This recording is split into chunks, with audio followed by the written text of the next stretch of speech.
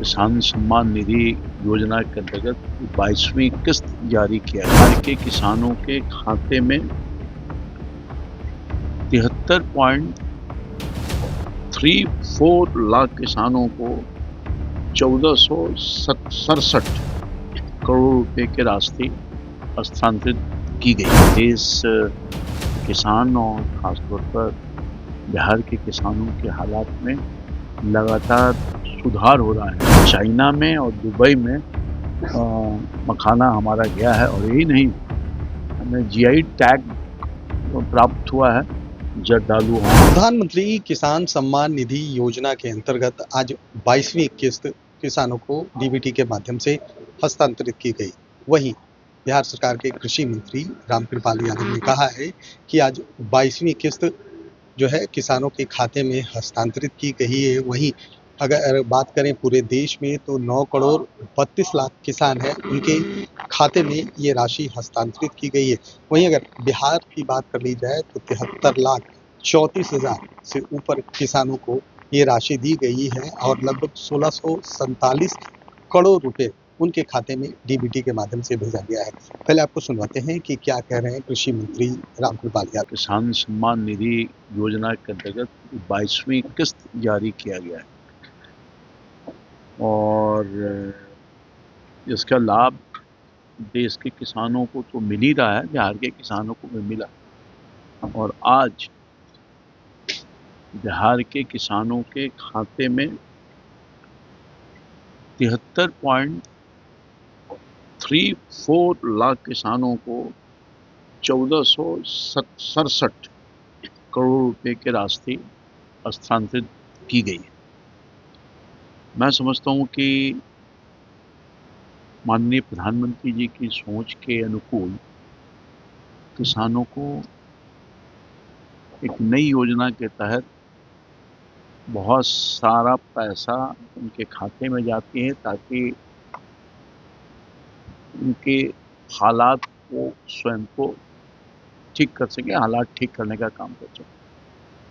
और यही कारण है कि देश किसान और ख़ासतौर पर बिहार के किसानों के हालात में लगातार सुधार हो रहा है और किसान उत्साहित हो करके खेती को कर रहा है, किसानी को कर रहा है।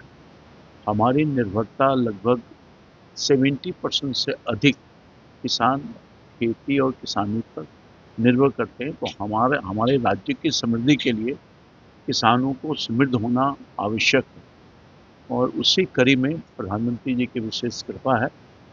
इस तरह की योजना के माध्यम से किसानों को सहायता पहुँचाने का काम किया है। तो प्रधानमंत्री ने अपने अभिभाषण में कहा कहीं ना कहीं कांग्रेस भ्रम फैला रही थी कि योजना में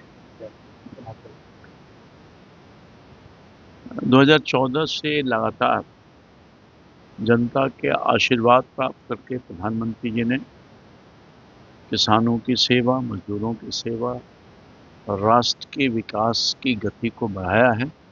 और बिहार जैसा प्रदेश भी हम अपने माननीय मुख्यमंत्री जी के प्रति भी आभार व्यक्त करते हैं, जिन्होंने इस राज्य के किसानों की हालात को सुधारने में अहम भूमिका अदा किया है। और आप सब लोगों को स्मरण होगा कि माननीय मुख्यमंत्री जी ने कृषि रोड मैप बनाया था और आज हम चतुर्थवें कृषि रोड मैप के आधार पर काम कर रहे हैं। किसानों के उत्पादन को बढ़ाया है और उनको बाजार भी पर्याप्त मात्रा में मिल रहा है। मुझे यह सौभाग्य प्राप्त हुआ है बिहार को कि मखाना जैसा जो उत्पादित हमारे प्रदेश से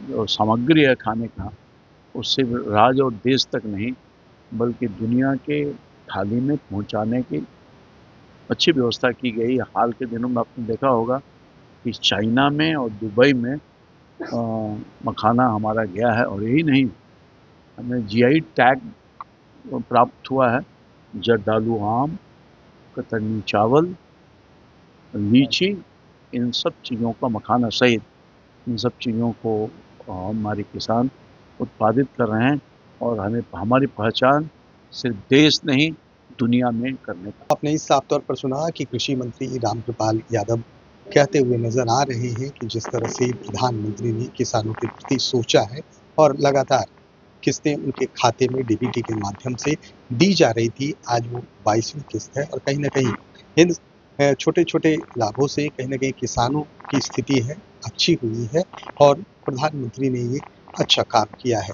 वहीं आपको बताते चले कि उन्होंने साफ तौर पर जो विपक्ष के द्वारा आरोप लगाया जाता रहा था कि ये राशि इलेक्शन के बाद बंद कर दी जाएगी, तो उन्होंने साफ कर दिया है कि 2014 से किसान के प्रति, देश के प्रति जो उनकी सोच रही है और वहीं कहीं न कहीं जाकर आज ये राशि की 22वीं किस्त है। अब देखना ये है कि विपक्ष जो है लगातार आरोप लगाता रहा है, लेकिन सरकार अपना काम करने में लगी है। कैमरा पर्सन गोलू के साथ सुधेंद्र रमन, NBC 24 पटना।